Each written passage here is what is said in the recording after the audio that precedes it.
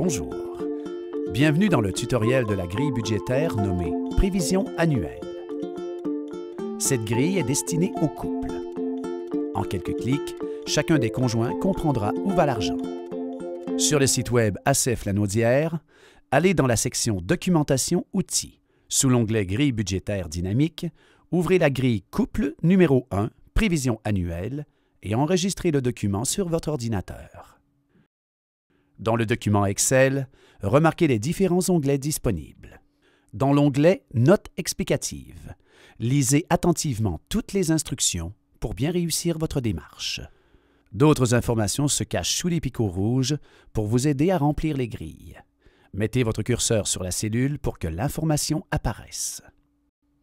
Dans l'onglet « Prévision annuelle », tous les montants à inscrire dans les 3 colonnes doivent être des montants mensuels.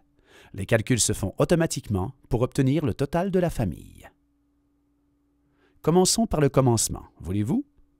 Inscrivez vos montants dans les cellules prévues à cet effet. Comme ça. Oups, bizarre. Pas de problème, vous vous êtes trompé. Il faut mettre une virgule au lieu d'un point avant les cents.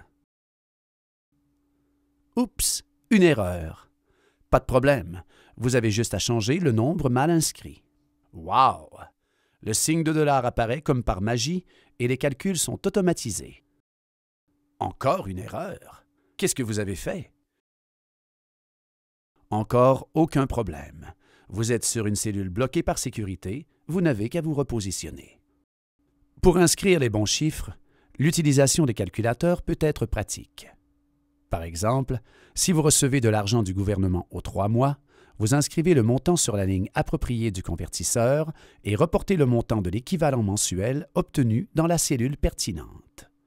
Autre exemple, si vous voulez calculer le montant total de vos loisirs, soit l'abonnement au gym, les soirées au cinéma et l'inscription à un cours, vous inscrivez le coût de chacun dans l'additionneur et reportez la somme.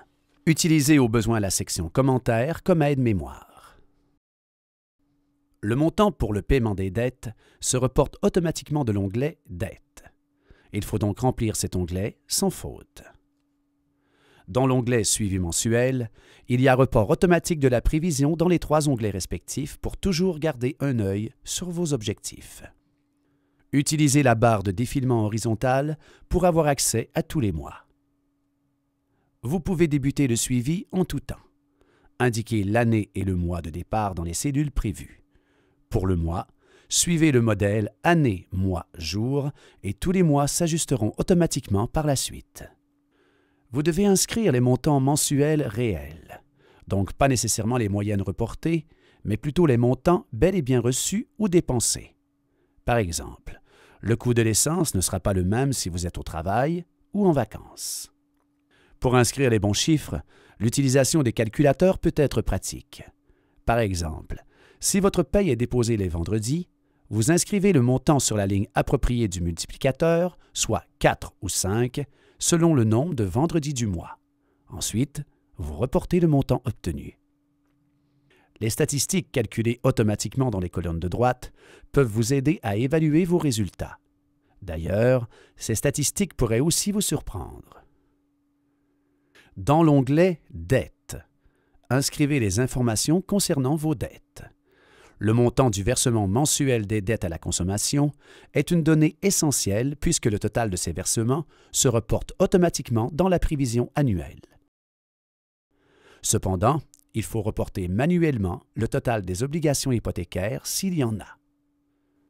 Dans l'onglet « Actifs », inscrivez les informations sur vos actifs. Cela sera utile pour l'analyse de votre santé financière et la prise de certaines décisions. Maintenant, à vos chiffres.